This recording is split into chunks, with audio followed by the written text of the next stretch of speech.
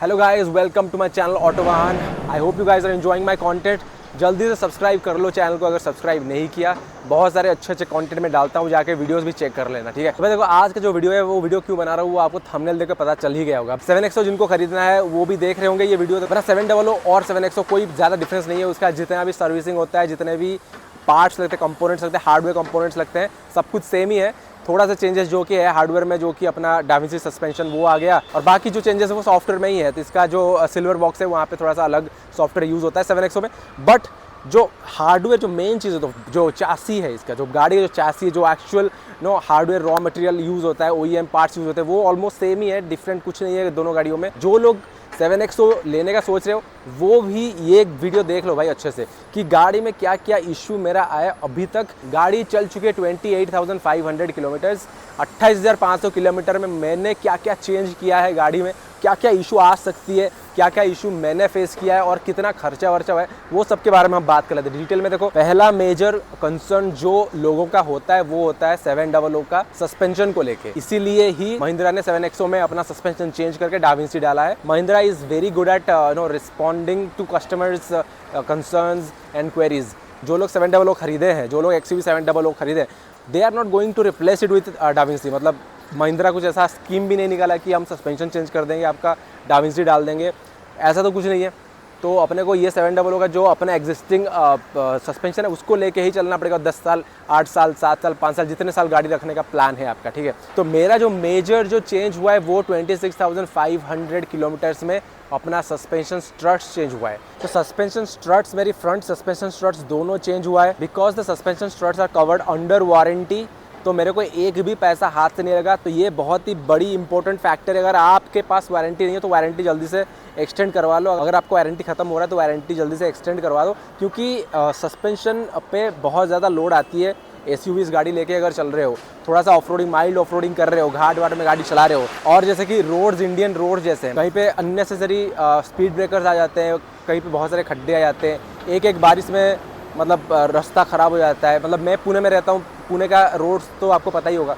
तो सस्पेंशन का इशू बहुत बड़ा कंसर्न है, जिसको ओवरकम करने के लिए आपको सस्पेंशन जो है उसका थोड़ा सा ध्यान रखना पड़ेगा। और इसीलिए वारंटी हमेशा लेकर रखना, वारंटी गाड़ी पे होनी चाहिए, ताकि अपना जो कुछ पार्ट्स है, बहुत सारे पार्ट्स है जो कि वारंटी में कवर होता है, सब कुछ नहीं होता। सस्पेंशन स्ट्रट्स वगैरह वो हो जाते हैं, इंजन ट्रांसमिशन वगैरह, फिर गियर बॉक्स रहता है, DPF फिल्टर उस पर भी रहती है, और जो मोटर रहती है ग्लासेस पे वो भी कवर रहती है वारंटी में। बट क्लॉजेस वगैरह है कि किस कंडीशन में ये कवर नहीं होती वारंटी में, वो भी देख लेना अच्छे से। जैसे कि DPF फिल्टर कवर रहता है अगर आपने रीजन सही टाइम से किया होगा। वो अपना सॉफ्टवेयर से चेक कर लेते हैं कि रीजन सही टाइम पे हुआ है नहीं हुआ है।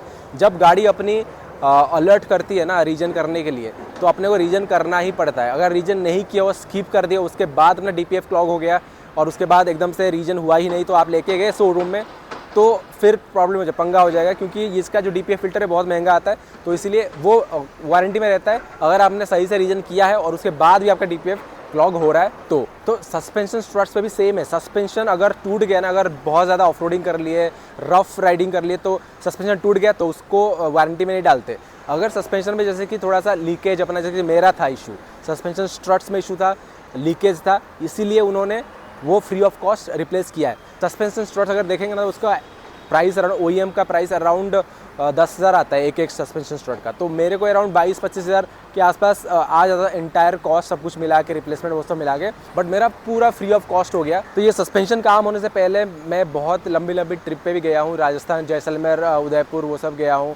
उसके बाद भी थोड़ा बहुत छोटा मोटा ट्रिप किया हूँ। तो after the replacement of suspension struts मेरे को डिफरेंस क्लियरली पता चलता है। तो सस्पेंशन स्ट्रट्स इतनी इंपॉर्टेंट है ना भाई गाड़ी के लिए। Suspension struts is the most important thing, क्योंकि ये जो फ्रंट सस्पेंशन स्ट्रट्स है ना, ये गाड़ी की वेट बेयर करती है, उसके साथ साथ अलाइनमेंट भी मेंटेन करती है, और उसके साथ साथ भी जितने भी डैम्पिंग होता है ना, वो भी डैम्पिंग में भी हेल्प करती है। तो इसीलिए तो बोलते हैं suspension are the most important factor in a SUV, specially SUV में, जहाँ पे अपने को थोड़ा सा स्मूथ राइड चाहिए होता है, थोड़ा सा माइल्ड ऑफ रोडिंग कभी कभी कर लेते हैं। तो इसीलिए ही महिंद्रा ने काम किया सस्पेंशन पे, और एकदम से 7XO पे डैम्पिंग डाल दिया, डाविंसी डैम्पर्स, और बना दिया इसको 7XO को the king of the segment. जो कि 700 ऑलरेडी था सेगमेंट में, बट हाँ, कंफर्ट के मामले में थोड़ा सा जो नॉइज़ आता था सस्पेंशन का, स्टिफ सस्पेंशन था, तो वो सब चीज़ें हटा के एकदम से परफेक्ट बना दिया 7XO को। बाकी लुक्स वुक्स वो सब तो भाई सब्जेक्टिव है, मुझे तो पसंद नहीं आया। आप कमेंट करके बताओ कैसा लगा। लाइक मुझे लग रहा था कि धीरे धीरे 7XO का जो लुक्स है वो it will grow on me, but it did not. तो आज तक अभी तक मुझे 7XO की लुक्स पसंद नहीं आ रही है भाई। तो आपको पता कैसे करना है कि सस्पेंशन स्ट्रट कब चेंज करना है। 700 ओनर्स के साथ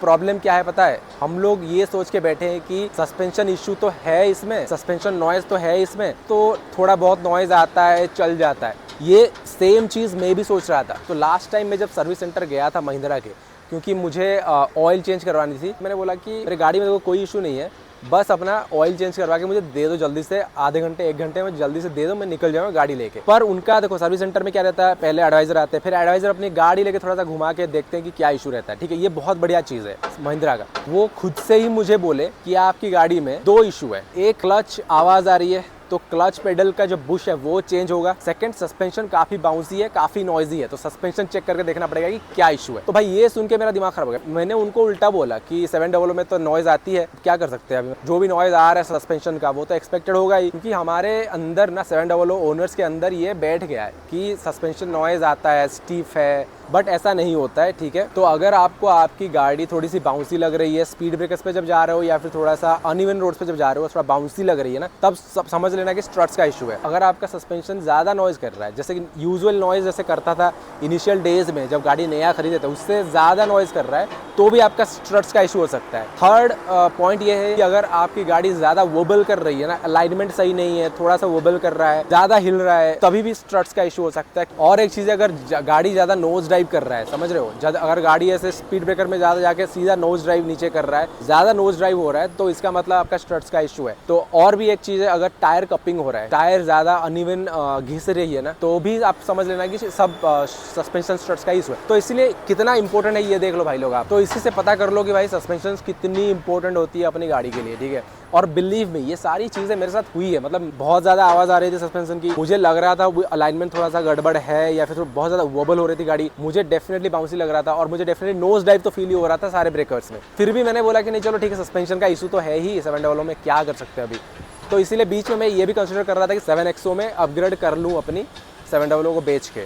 so that's why I was also considering कि 7XO ले लूँ। बट जब से मैंने अपनी गाड़ी की सस्पेंशन चेंज किया है ना, आई एम 100% सेटिस्फाइड नाउ कि I don't want the 7XO। 7XO मैंने चलाया, टेस्ट ड्राइव उसका लेके देखा है और उसका जो सस्पेंशन है काफ़ी स्मूथ है। ऑब्वियसली डैम्पर्स बहुत सही है और उसका स्टेबिलिटी ज़्यादा बेटर है इससे, but then again there are lot of factors in 7XO that I don't like. 700 में बहुत सारी चीज़ें जो कि मुझे बहुत पसंद है, 7XO का वो सब चीज़ें मुझे पसंद नहीं है। सेकंड इशू जो है वो है क्लच का नॉइज़, उसको लेकर मैंने रील बनाए, मेरे इंस्टाग्राम पे फॉलो कर लो मुझे और मेरे रील्स भी देख लो। मैं बहुत सारे रील्स बनाता रहता हूँ अपनी XUV को लेके, दूसरी गाड़ियों को लेके, तो you can follow me on Instagram to check those reel. तो ये वीडियो भी देख लो। लोग एक रील मैंने डाला था अपने क्लच को लेके कि मैंने बोला था कि 26,000 किलोमीटर में अपनी क्लच प्लेट चली गई थी। ये रील देख लो पहले। मेरी क्लच का आवाज़ सुनो भाई, थोड़ा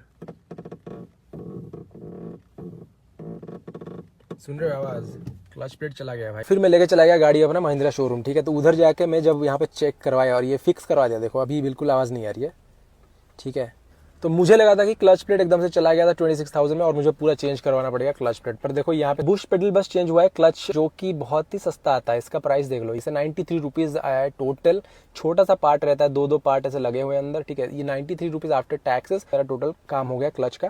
अब बिल्कुल भी आवाज़ नहीं है, बहुत ही स्मूथ हो गया। तो यही था क्लच का, बिल्कुल क्लच प्लेट का इशू नहीं था। वो एक बुश पेडल होता है, वो बहुत ही सस्ता होता है, 40-50 रुपये का होता है, वो सिर्फ चेंज हुआ है। जो बहुत बड़ी इशू थी मेरी गाड़ी में रिसेंटली, बहुत ज़्यादा मेरा रीजन हो रहा था, DPF क्लॉगिंग हो रही थी, तो इसीलिए मैंने गाड़ी की ऑयल भी चेंज करवाई। ठीक है, अपना जो यहाँ पे जो सिंथेटिक ऑयल डलती है ना, वो 20,000 किलोमीटर चलता है, डिपेंड्स ऑन योर यूसेज। अगर सिटी में बहुत ज़्यादा चल रही है गाड़ी, छोटी छोटी ट्रिप्स कर रही है, DPF क्लॉगिंग ज़्यादा हो रही है, then you have to change it within 15,000 kilometres. तो मेरा जो ऑयल था वो ऑलमोस्ट बहुत ही खराब हो चुका था, तो आई चेंज माई ऑयल, तो बस वही खर्चा था मेरा। बट देन अगेन अगर आपका भी वही इशू है, DPF रीजन ज़्यादा हो रहा है, तो आप जल्दी से 12-15 हज़ार के अंदर ही ऑयल चेंज करवा दीजिए। तो बस यही सारे इशूज़ हैं गाड़ी में और कुछ ज़्यादा इशू नहीं है। मेन इशू जो था, मेजर इशू, वो है सस्पेंशन इशू। तो जितने भी सारे आप ओनर्स हो ना 700, जल्दी से जाके आपका एक बार टेस्ट करवा लो, एक बार गाड़ी अच्छे से जाके सर्विस सेंटर में पूछो भाई मेरी गाड़ी में ये आवाज़ आ रही है सस्पेंशन की,